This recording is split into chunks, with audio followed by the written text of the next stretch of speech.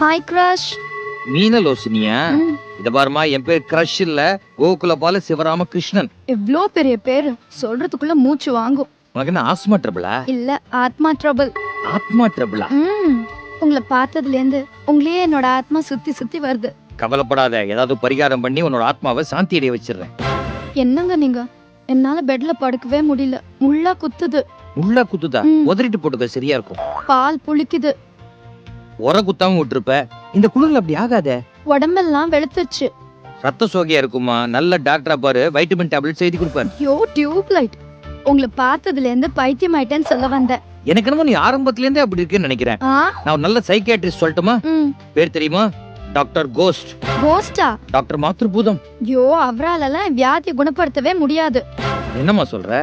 எனக்கு வந்திருக்கிறது காதல் வியாதி. அதுக்கு நீங்க தான் மருந்து. பாருமா, என்னால வியாதிக்கார பொண்ணெல்லாம் கல்யாணம் கட்டிக்க முடியாது. நான் எங்க அப்பாட்ட சத்தியம் பண்ணி கொடுத்துருக்கேன், அவர் பாக்குற பொண்ணையே கல்யாணம் கட்டிக்கிறேன்னு. அப்படியா? அவர் அட்ரஸ் கொடுங்க, ஒரே வாரத்துல அவரை நான் மயக்கிடுறேன்.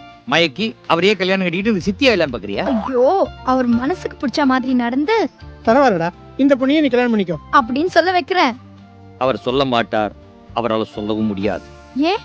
அவர் பேச்சு வராதா? ஊமையா? ஏய், இந்த கிண்டல் தானே வேணாங்கிறது.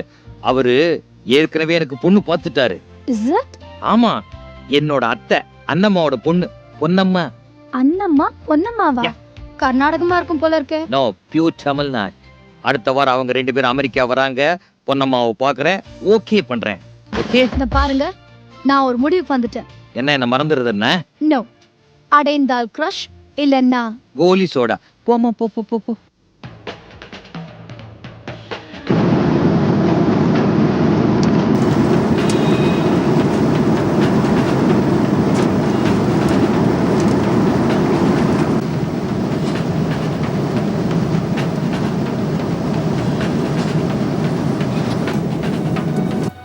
என்னப்பா வாழ்க்கை? ஆனா ஊன்னா ஆஃபீஸில் டூர் அனுப்பிச்சிடுறாங்க. ஏன் இப்படி அழுத்துக்கிற? உனக்கு வாழ்க்கையில என்ன குறை? 1 2 1 2 3 4 இருக்கும். கை நிறைய சம்பளம், பொண்டாட்டி வேற சம்பாதிக்கிறா. அப்புறம் என்ன கவலை? என் ஒய்ஃப் வேலைக்கு போகிறதுனால வீட்டு வேலையெல்லாம் நான் செய்ய வேண்டியிருக்குப்பா. அப்படியா? ஆமாம், காலையில் 8 மணிக்கு அவளுக்கு ஆஃபீஸு, வீட்டிலேருந்து 2 hours டிரைவ் ஆஃபீஸுக்கு.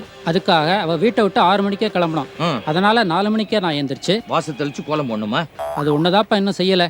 காலையில் 4 மணிக்கு எழுந்து பெட் காபி போட்டு பிரேக்ஃபாஸ்ட் பண்ணி கொடுத்து அவளை நான் அனுப்பணும். சரி, காலையில வீட்டு வேலையெல்லாம் நீங்க செஞ்சா சாயங்காலம் ஆபீஸ்ல இருந்து திரும்பி வந்த உடனே பாக்கி வேலைகளை உங்க பொண்டாட்டி செய்ய போறாங்களே. ட்ரெயினை பிடிச்சி அவள் வீட்டுக்கு வரத்துக்கு ராத்திரி 8 மணி ஆயிடுது. அதுக்கப்புறம் டின்னரை நானே செய்ய வேண்டியிருக்கு. அதுக்கப்புறம் அவங்க கை காலை பிடிச்சி விட்டு நீங்க தூங்குறதுக்கு 10 12 மணி ஆயிடுமே. ஏன்பா 4 செவுத்துக்குள்ள நடக்கிறதெல்லாம் வெளிப்படையா பேசலாமா? எப்படியோ 1ஆம் தேதியான சொலையா சம்பளத்தை கொண்டுறாங்கல்ல, அப்புறம் என்ன?